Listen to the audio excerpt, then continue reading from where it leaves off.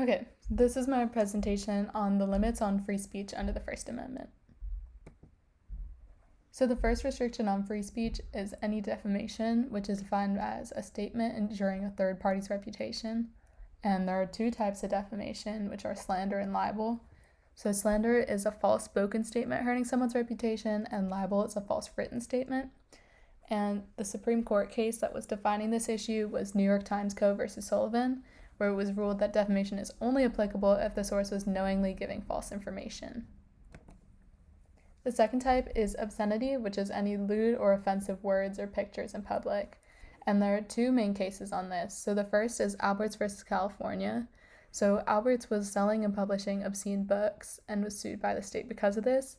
So his conviction was upheld under the fact that obscenity is not protected under the First Amendment.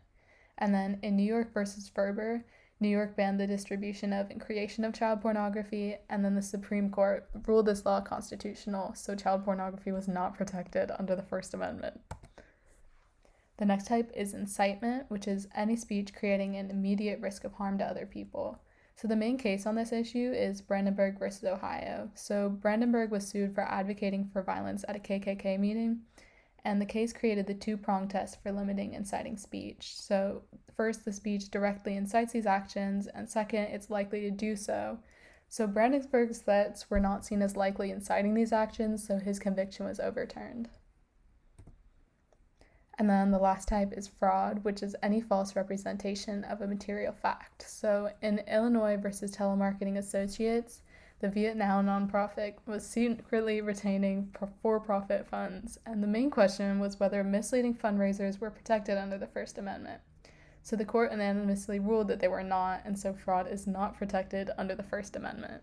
Okay, so those were the four main types, but there are a couple really important subsets of limitations. So the first is discriminatory harassment, which is any speech creating an offensive and hostile working environment.